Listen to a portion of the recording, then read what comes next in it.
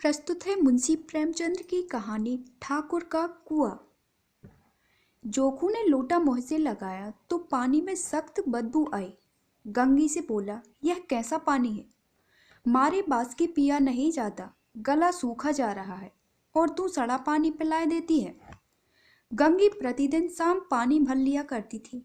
कुआं दूर था, बार बार जाना मुश्किल था। कल वह पानी लाई तो उसमें बू बिल्कुल न थी। आज पानी में बदबू कैसी? लोटा नाक से लगाया तो सचमुच बदबू थी। जरूर कोई जानवर कुएं में गिरकर मर गया होगा, मगर दूसरा पानी आवे कहाँ से? ठाकुर के कुएं पर कौन चढ़ने देगा? दूर से लोग डांट बताएंगे। साहू का कुआं गांव के उस सिरे पर है, परंतु वहां कौन पानी भरने देगा? कोई कुआं गांव में नहीं है। जोखू कई दिन से बीमार है। कुछ देर तक तो प्यास रोके चुप पड़ा रहा, फिर बोला, अब तुम्हारी प्यास के रहा नहीं जाता। ला, थोड़ा पानी नाक बंद करके पी लूं। गंगी ने पानी ना दिया। खराब पानी से बीमारी बढ़ जाएगी इतना जानती थी, परंतु यह न जानती थी कि पानी को उबाल देने से उसकी खराबी जाती रहती है। बोली, यह पानी कैसे पियोगे? ना जाने कौन जानवर मरा है। कुएं से मैं दूसरा पानी लाए देती हूँ। जोखू ने आश्चर्य से उसकी ओर देखा। पानी कहाँ से लाएगी? ठाकुर और साहू के दो कुएं तो हैं, क्यों एक लोटा पानी न भरने देंगे? हाथ पांव तुड़वा आएगी और कुछ ना होगा। बैठ चुपके से, ब्राह्मण देवता आशीर्वाद देंगे। ठाकुर लाठी मारेंगे। साहू जी एक पांच लेंगे। गरीबी का दर्द कौन समझता है? हम तो मर भी जाते हैं तो कोई द्वार पर झांकने नहीं आता। कंधा देना तो बड़ी बात है। ऐसे लोग कुएं से पानी भरने देंगे? इन शब्दों में कड़वा सत्य था। गंगी क्या जवाब देती, किंतु उसने वह बदबूदार पानी पीने को न दिया। रात के 9 बजे थे। थके मांदे मजदूर तो सो चुके थे। ठाकुर के दरवाजे पर 10-5 बेफिक्रे जमा थे मैदान में। बहादुरी का तो न जमाना रहा और न मौका। कानूनी बहादुरी की बातें हो रही थी। कितनी होशियारी से ठाकुर ने थानेदार को कहा, एक खास मुकदमे की नकल ले आए। नाजिर और मोहतमिम सभी कहते थे, नकल नहीं मिल सकती। कोई 50 मांगता, कोई 100। यहाँ बे पैसे कौड़ी नकल उड़ा दी। काम करने का ढंग चाहिए। इसी समय गंगी कुएं से पानी लेने पहुंची। कुप्पी की धुंधली रोशनी कुएं पर आ रही थी। गंगी जगत की आड़ में बैठी मौके का इंतजार करने लगी। इस कुएं का पानी सारा गांव पीता है, किसी के लिए रोका नहीं। सिर्फ ये बदनसीब नहीं भर सकते। गंगी का विद्रोही दिल रिवाजी पाबंदियों और मजबूरियों पर चोटें लगा रहा था। हम क्यों नीच हैं और ये लोग क्यों ऊंचे हैं? इसलिए कि ये लोग गले में तांगा डाल लेते हैं।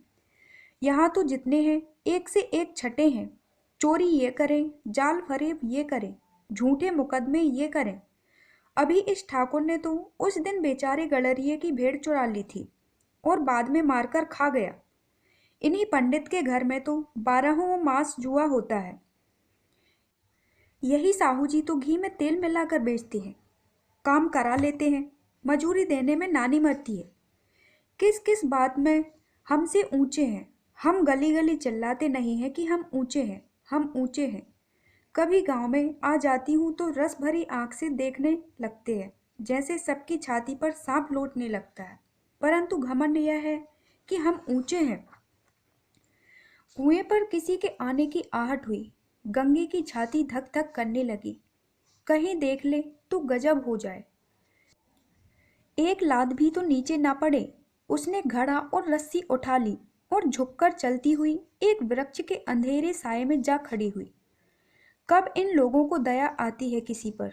बेचारे महंगू को इतना मारा कि महीनों लहू थूकता रहा, इसलिए तो कि उसने बेगान ना दी थी। इस पर ये लोग ऊंचे बनते हैं। कुएं पर स्त्रियां पानी भरने आई थीं। इनमें बात हो रही थी। खाना खाने चले और हुक्म हुआ कि ताज़ा पानी भर लाओ, घड़े के लिए पैसे नहीं है। हम लोगों को आराम से बैठे देखकर जैसे मर्दों को जलन होती है। हाँ, यह तो ना हुआ कि कलसियाँ उठाकर भर लाते, बस हुक्म चला दिया कि ताज़ा पानी लाओ। जैसे हम लौंडिया ही तो हैं, लौंडिया नहीं तो और क्या हो तुम, रोटी कपड़ा नहीं पाती, 10-5 रुपए भी छीन झपट कर ले ही लेती हो। और लौंडिया कैसी होती हैं, मत लजाओ दीदी, छिन भर आराम करने को जी तरस कर रह जाता है। इतना काम किसी दूसरे के घर कर देती तो इससे कहीं आराम से रहती। ऊपर से वह एहसान मानता, यहाँ काम करते करते मर जाओ, पर किसी का मुँह ही सीधा नहीं होता।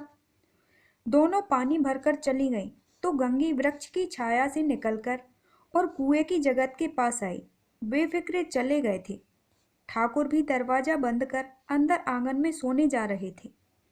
गंगी ने क्षणिक सुख की सांस ली। किसी तरह मैदान तो साफ हुआ।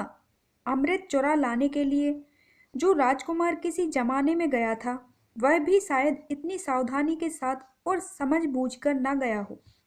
गंगी दबे पांव कुएं की जगत पर चढ़ी।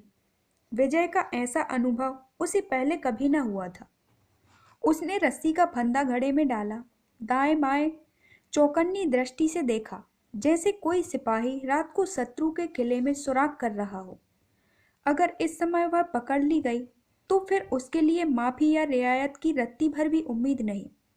अंत में देवताओं को याद करके उसने कलेजा मजबूत किया और घड़ा कुएं में डाल दिया। घड़े ने पानी में गोता लगाया, बहुत ही आहिस्ता, जरा सी आवाज न हुई। गंगी ने 2-4 हाथ जल्दी जल्दी मारी। घड़ा कुएं के मुंह तक आ पहुंचा।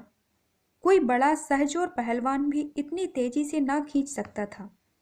गंगी झुकी कि घड़े को पकड़कर जगत पर रखें कि एकाएक ठाकुर साहब का दरवाजा खुल गया। शेर का मुंह इससे अधिक भयानक ना होगा। गंगी के हाथ रस्सी छूट गई। रस्सी के साथ घड़ा धड़ाम से पानी में गिरा और कई क्षण तक पानी में हिलकोरे की आवाज सुनाई देती रही। ठाकुर कौन है, कौन है, पुकारते हुए कुएं की तरफ जा रहे थे और गंगी जगत से कूदकर भागी जा रही थी। घर पहुंचकर देखा कि जोखू लोटा मुंह से लगाए वही मैला गंदा पानी पी रहा था।